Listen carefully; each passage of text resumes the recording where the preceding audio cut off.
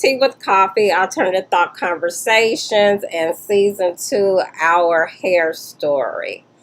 Um, Please click like, share, subscribe to the YouTube channel. That helps us out a lot. I am doing a very special giveaway. I have this really, really cute shirt. I'm going to show you guys. So, and we cut the shirts up a little bit, but we're doing a giveaway starting right now for the first YouTube subscriber. So from this moment, the first person that subscribed to YouTube, we're going to give you one of these t-shirts as our giveaway. I'm having this amazing cup of coffee in the afternoon. It's 100% Kona coffee. We're having this. The Kona coffee is so nice. It's very expensive, but the berries, so the red berries are hand picked, and that's how they get the Kona coffee. Much like all of the people that are interviewed. So today I have the pleasure of interviewing one of these red berries. She bad, and the owner of Bad Hair Salon, Braids and Dreads. She also has a product called Natural Hair Restoration, and she is the founder of the Master Pioneer Awards. It is my great pleasure to welcome Anita to the show. Please welcome Anita to the show.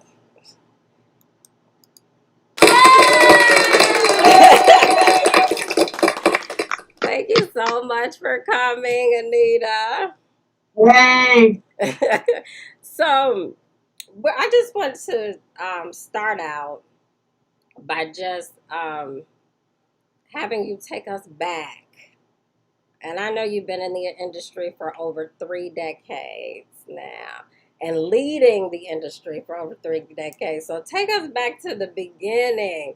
When did you decide that this is what your journey was going to be?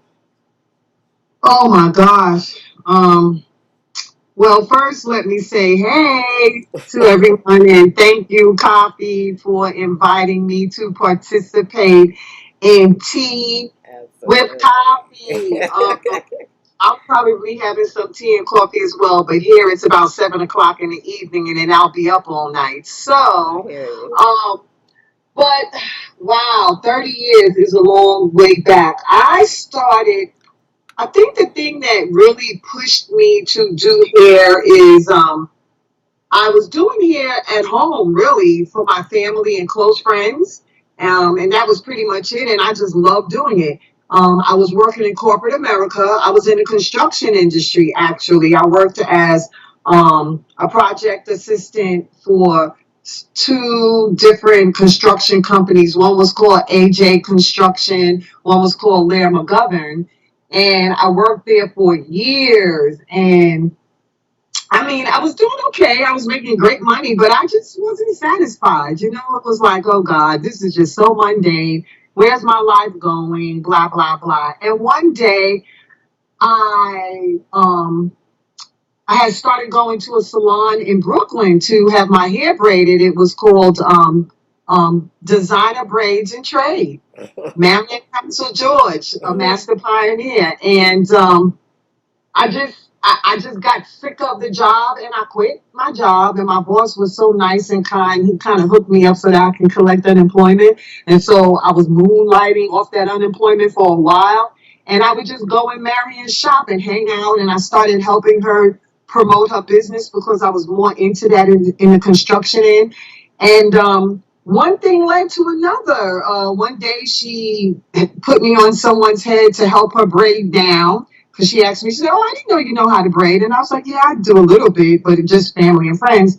And it all started there. It all started there. I just started braiding down with her, helping her braid, going to shows. And I realized I was like, this is where I want to be. This is what I want to do. I want to make a career out of this. And everything started from there. Um, I worked with Marion, started working with Marion in 1990, actually.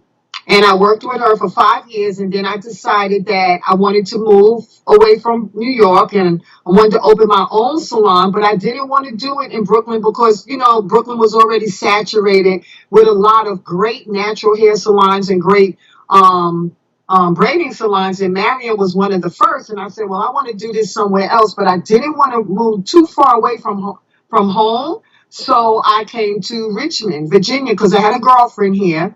And she and I franchised off of Marion's business. And we started braids and designer braids and trade too Mm. in Richmond, Virginia. Yeah. And long story short, after our franchise agreement came to an end, we decided to go our separate ways and do our own thing. And so we changed the name of the salon to BAD, Braids and Dreads. And the rest was history. That's awesome. It's Yeah. always a pleasure for me to hear everybody's story. When I was talking to my mom and I was, just how we're talking about how I was trailing behind her and all of these amazing women that she introduced me to. I just had the pleasure of being around. And I knew, a lot of the women, but not really knowing their story and how they got involved because it's such a unique career, and me doing it for so long myself. It's a driving force, that is just unexplainable. So just to have this group of women sharing these like minds, now I'm just like so excited. I'm like, oh, I get to hear her story, But also, I want you to tell us because I remember in 2011, or maybe even before that, my mother, she started telling me about the Master Pioneer Award.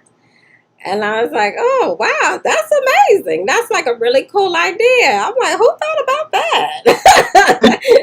So she says, her name is Anita Hill. And I was like, do I know this woman? So then she started, showing me everything. I went there from Hawaii. I was like, I got to go to this thing. I'm just really excited. How did you birth that baby? It was almost like something that we really kind of needed. And then it was just like, wow, somebody is actually going to do this. How did that happen? Um, I'm motivated by drama sometimes, right? Negative drama motivates me to turn it into a positive thing. I know it sounds crazy, but sometimes things happen and you're in that place. And with me, I go home and I lay down and I think about things and I process things. And we were in Atlanta, actually, of a girlfriend of mine. We were all in Atlanta at Talia Wajid's hair show. Mhm. And it was just a lot of drama going on that year without getting into details, just a lot of stuff. And, it hurts my heart when somebody hurts somebody else's heart. I don't know. I'm just funny like that. So I'm always a fan of the underdog. And it was just so weird. I felt like people were walking around and strutting around like peacocks, like they did this, they started that, they are this and that. And I'm saying to myself, no, you didn't do this. No, you weren't the first to do this. And me coming from Brooklyn, which everybody knows pretty much is the mecca Yeah. of natural hair, I'm like, I know people. I know Talani Kennard. I know Diane Bailey. I know Marion Council. I know Nakina Evans. I know these people. I used to sneak in their salons and just watch them or just want to get to be around them. And I say, but nobody knows who these women are. But then you have these other women walking around saying they create.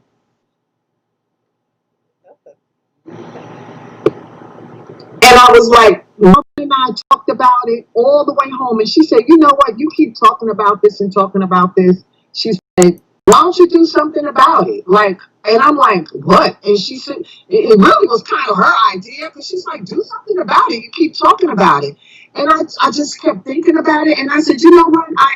I'm going to do an award show and I'm going to let the natural hair industry know who is who and who started this, and it's not just people that are in Brooklyn and New York, it's people all over the country who are pioneers, who are trailblazers, and nobody knew, and they just needed to know, and that's just what motivated me to do it. So when I got back to Richmond that weekend, that Monday, the first person I called was Diane Bailey.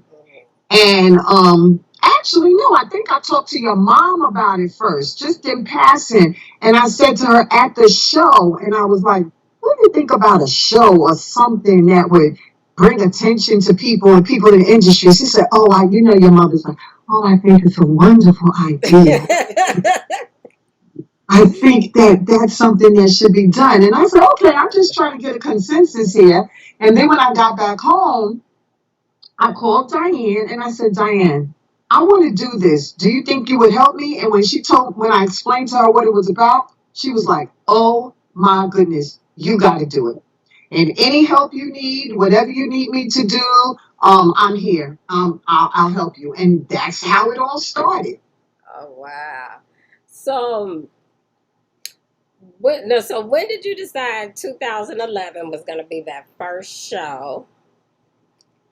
Well, this all happened, I want to say, in 2009. Okay, Okay. yeah, it was definitely 2009. And based on the way that I felt I wanted to do it, I didn't want it to be shabby. I didn't want it to be tacky. I Mhm. wanted to have some class. So I said, oh, this is going to take a couple of years to plan. Plus, I had to get my money together because I knew it was going to be costly. Mhm. And I didn't know anything about, getting sponsorships and all that stuff at the time. It was just something that I said I want to do. And if I have to put my own money into it, I will. So that's the reason I just targeted 2011 because I knew it would give me a full 2 years to plan for it. Mhm. And there was a young lady who is she's been in the business of shows and she's a publicist. She's done all this type of stuff. Her name is Jelani Bendelli, Mhm. and she's in New York, in Brooklyn. Her sister was one of my best friends growing up. She passed away, and I came home for a visit and I said, Jelani, I really need your help with something. Would you be willing to help me consult with me on how to put this show together? And she's real rigid in how she does things, very professional, no nonsense. Mhm. She says, girl, now you know I don't play around. Okay, so if I'm gonna do this, we need to start. Like, what do you have? And I had everything so outlined. I even had a save the date flyer, and she was so impressed when I had to save because I had to save the date like a year and a half in advance. She was like, Right. okay, I see you're on top of this. I'll help you. So it was with her help that we Okay. came up with the 2011 date. Oh, that's awesome. So for people that are watching that don't know what the Master Pioneer Awards are, can you just tell us what that actually means and what it is?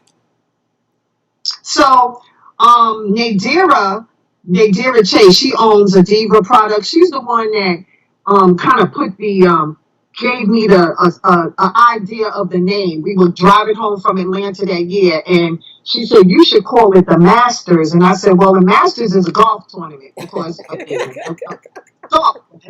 And I'm like, man, they call it the Masters, but I said it has to be something indicative of who these people are and what they do. So that's when I said, how about the Master Pioneers? So that's how the name was birthed. So she kind Okay. of planted that seed. And then, so the Master Pioneer Award show is a show that recognizes, it acknowledges, and it pays tribute to people who are in the natural hair industry, who have made a huge contribution to the industry. And it doesn't necessarily have to be someone who is a stylist or a salon owner, but it could be an accessories person, an author, okay, an educator, people who have helped to get legislation passed. Anybody that has contributed to the natural hair industry in any way, shape, or form is a candidate to be a master pioneer. And one of the things is you have to have time in the game. Everybody thinks they're a master, especially nowadays with YouTube and Instagram and Facebook and all that other stuff, which is fine. But everybody's not a master. Mm-hmm. Everybody, to me, a master means you have to have the experience, and you only get experience with time put in. So one of the requirements is that you have to have at least 15 years in the business, whatever it is you do, but at least 15 years in. That tells me you have skin in the game. You have finances in the game, okay? And you're in it to win it. You're in it to help promote the industry. You're in it to to continue to make contributions. So anybody that fits that criteria is eligible and can be considered to be a master pioneer. So now, how? So do people have to be nominated? Yes. So what happened was the first time around, because it was the first time, I picked the inaugural master pioneers.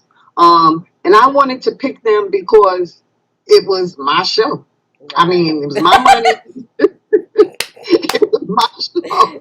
And I said, I'm picking the people who I know are doing great things. So that's why I ended up picking, and I may not recall everybody, but I know the inaugural Master Pioneers was your mom, number one, Hmm. Amazon. I had the pleasure of meeting her, and she impressed me so much. The other thing is people who just touch my heart, and like I was a new jack to me, Hmm. I looked up to them and they made me feel welcome. Like they didn't snub me like how some people did.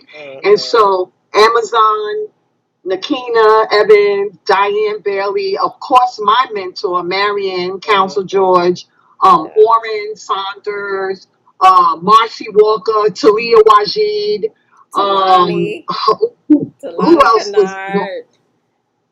Yes, Talani Kennard, and then there were two others. I said Diane Bailey, right? And then Hmm. there was two others. I can't remember everybody. Oh, Sheila Everett Hale Yes, out of yes, Detroit. yes, yes, yes. So they were the inaugural Master Pioneers. So I picked the first group.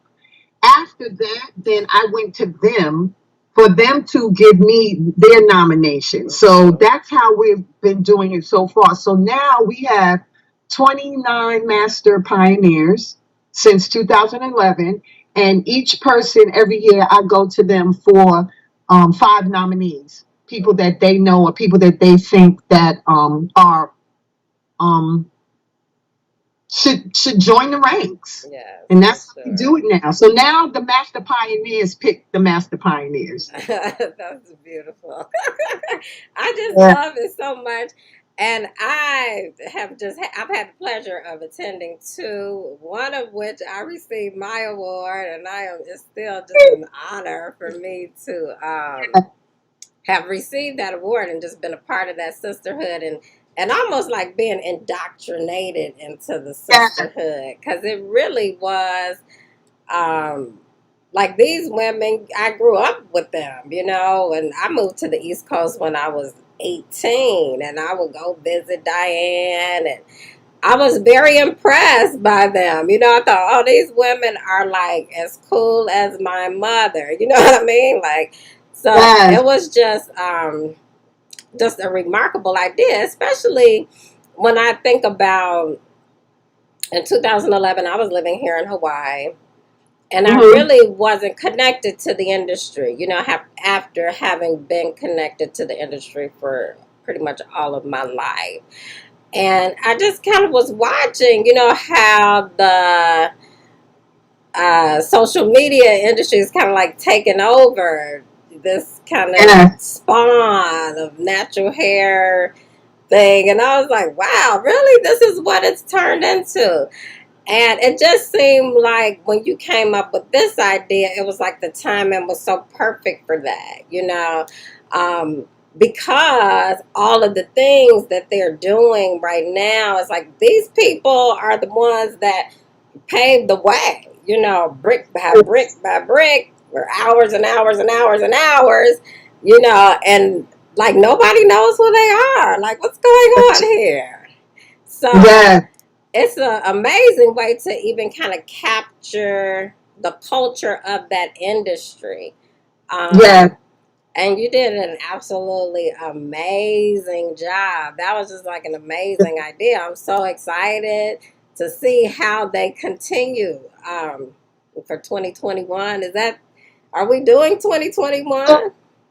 Well, with coronavirus, um, not being sure about what's going on in that situation, I have to talk to Jelani, and also I have another sponsorship director now. Her name is Rolisa Tutwiler. She's a wonderful woman, and she's so good at what she does. And we were on track to start sending out letters for nominations in June, okay, for 2021. June of this year is when we send our nomination letters out to our current master pioneers, asking them to send in their nominees. And we were on track for that, but then Corona just kind of made us stop, and we're like, okay, what are we going to do? And so I started watching. We have a lot of ideas. We have some ideas. We want to still do it in 2021. We might have to do it virtual, but the whole thing is we can't book a venue and do all of those type of things. And that's what's mainly causing the dilemma, because we just don't know what's going to go on, you know? So right now we're working on doing maybe a live streaming event. I'm talking to a producer about that and how to put that together. I watched the BET Awards the other night, well, a few weeks ago, just to kind of see how they did it, just to get some ideas. Because to me, the show should still go on. We just have to find a creative way to get it out there. And this might even be a better way. Maybe it could reach more people who couldn't just attend and fly into the city that we had it in. So you never know. You got to look at the positive, right? Find the positive in everything. But we're definitely planning to do it in 2021. We just have to figure it all out. And that's where we are right now. We're in the planning stages. Well, that's good. I'm glad you guys are still moving forward. Yes. Especially given like this whole craziness, and I've seen how we have, gone into this virtual kind of communication. Even with me doing this show, it's Right. like it's so much easier for me to be able to reach out to people that I know from all over the world. I'm sitting Yeah. out here on this little bitty rock in the middle of the ocean, so it's different, But now, like, Yeah. I'm sorry. Mhm. I can see you. We talking. It's like we're in a room together almost, and this just works out perfectly. So, Yeah, and the whole world can see you, hmm So yeah, we're making strides, and we're planning for it and everything. I know I have my people in my mind that I would like to nominate, and then we're still, no matter what, we're going to be getting letters out within the next 2 to 3 weeks to our current masters, telling them to start thinking about people and giving them the criteria so that, we can just start getting some stuff in. But yeah, yep, we definitely want to do it. good. I'm Yep. glad. Okay, good. So we'll keep the people posted here at Tea with Coffee. Make sure everybody knows what's going on. So I want to ask you about, you have a product line, Yes. natural hair restoration. Yes. Tell us about that product and how you spawned that baby. Oh boy. Okay. So again, like most ideas come to me, it comes to me from experiences. And I I I realized that from as being a natural hairstylist as well as a licensed cosmetologist, I found myself doing more work with clients who were losing their hair, which took me away from really the love of the creativity part of my craft, right? Mm-hmm. And if you have no hair, I mean, literally, it's hard, and I know for women, it's a psychological thing too. It affects you psychologically with women who lose their hair at early stages. I myself lost my hair, started losing my hair at an early age because I let someone do my hair who didn't really know what they were doing, and I didn't know that they didn't know that what they were doing. And that led me to early onset traction alopecia, which I had no clue what that was. I went to several stylists who just did camouflages to cover the spot. And then finally, when I had the sense to go to a dermatologist and was diagnosed, I realized, like, wait a minute, you know what? This is so sad because these people have been doing my hair, really, really didn't know what they were doing. And had someone just said, Anita, go to a dermatologist early on, I would not have started losing my hair. And so I promised that I would never let that happen to anyone that who sat in my chair. And if I recognized that they were dealing with hair loss immediately, I sent them to a dermatologist. And I told them I cannot do your hair until you go to a dermatologist and come back with a proper diagnosis. And once that's done, then I know what direction to take.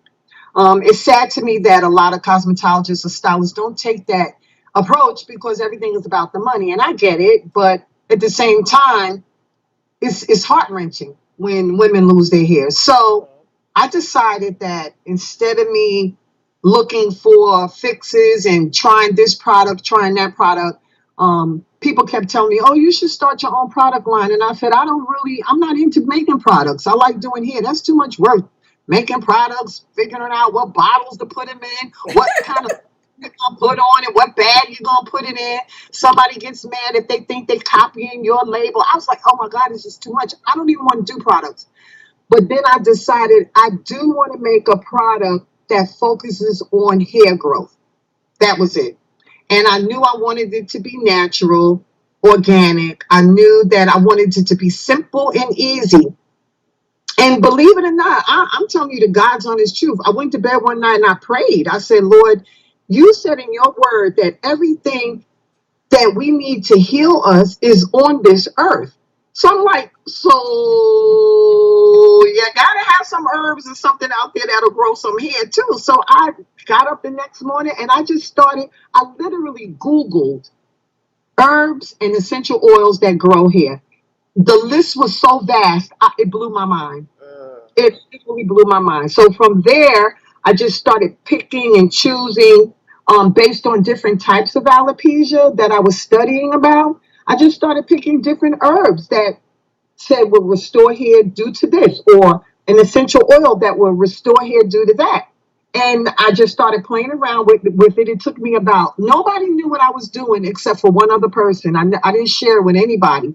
And it took about 4 years for me to come up with a combination of herbs that I saw working. You know, I experimented on myself and my husband and one other person. And I was like, oh my gosh, this is working. Like for real, for real. This is not snake oil, you know? And it started working and everybody was like, oh my gosh, how did you? I said, ask God, because it's his herb. So it has to work, right? It has to work. And from that point, I just started organizing and restructuring it and playing around. I found a chemist that I could work with, probably same chemist we all use in this industry. And it came about from there. And COVID-19 really, really, really gave me the opportunity to sit down for 3 months and really figure out this thing out, how to promote it, how to reinvent it, how to make it better, to keep it as simple as possible.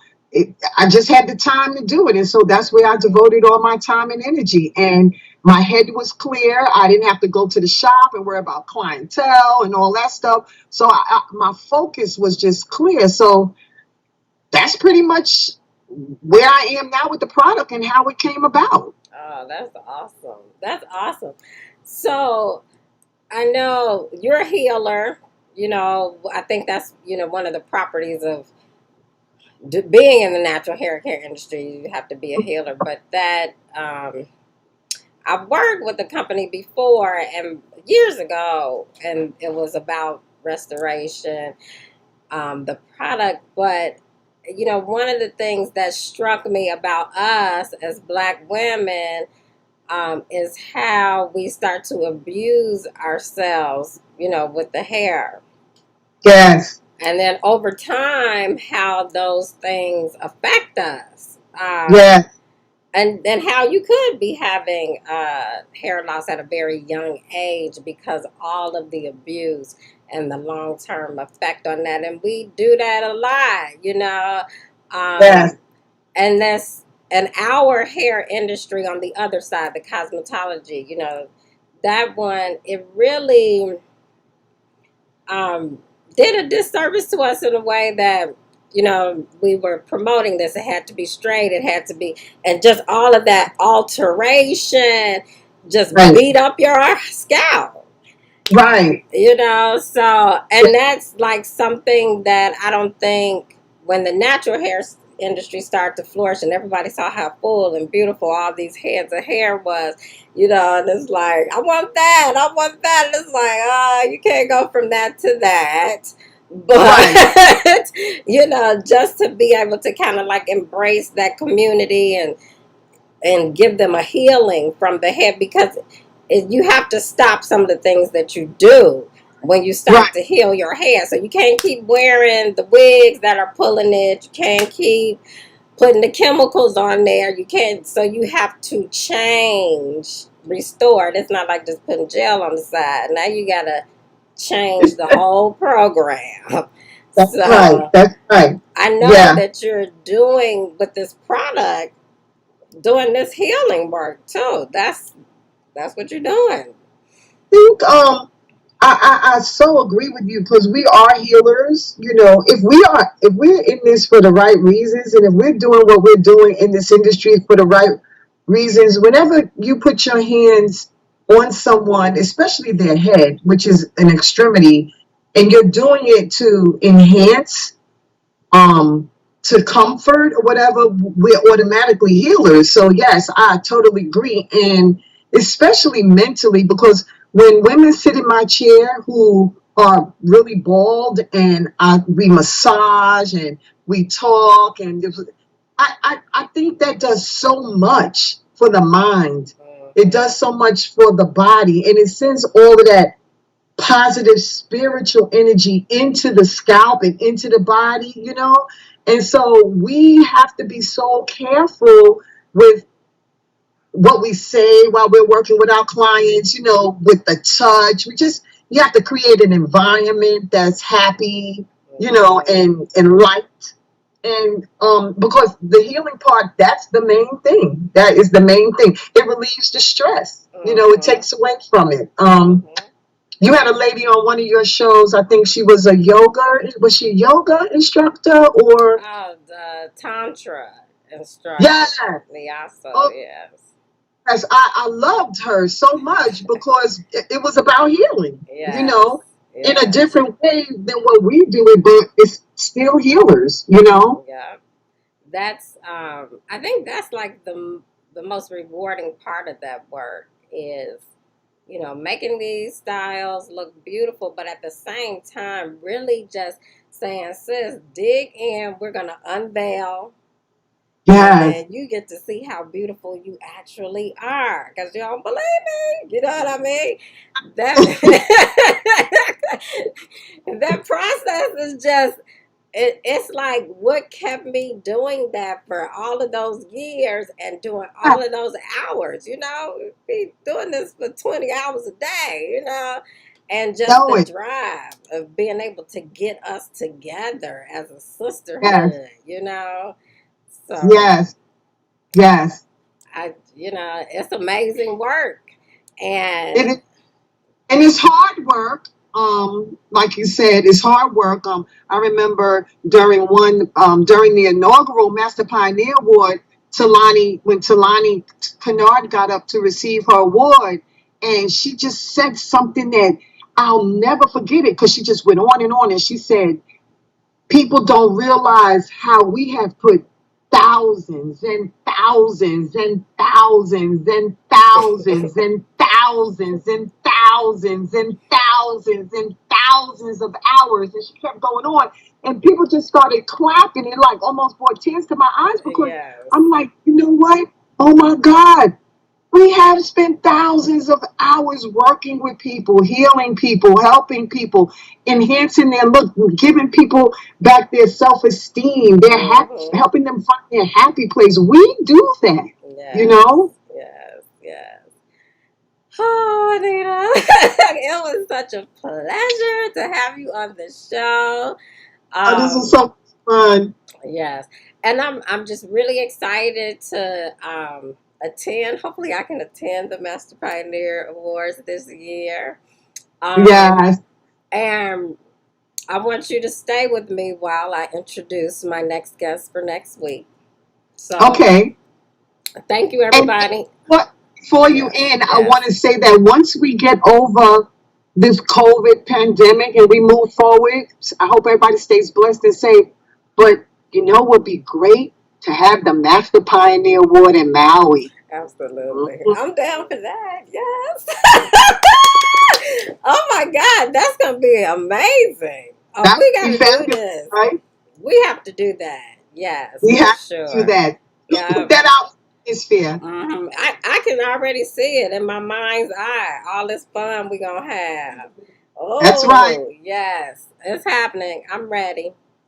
I'm Okay. ready. Okay, so we can talk about that anytime. Okay. I would love to have you guys here sharing all of this beauty with me. I really would. It would be amazing. Okay, I'm picking out the places. It's all happening right now. I'm See, like you, that's girl. right. That's how it all comes together. Yes, Yep. yes. So, once again, thank you so much for coming on the show. Next Welcome. week, you guys, it's going to be Hawaii time, 10 a.m., 4 p.m. Eastern time, 3 p.m. Central time.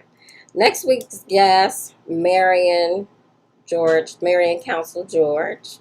My Um, mentor. yes, she is an inaugural Master Pioneer, and we have the pleasure of having her on the show next week. So make sure you tune in and you get to see who mentored Anita. So we're excited about that. That's going to be great. Thank you so much for tuning in today, everybody. And we'll see you again next week. In the meantime, aloha. Aloha. Thank you.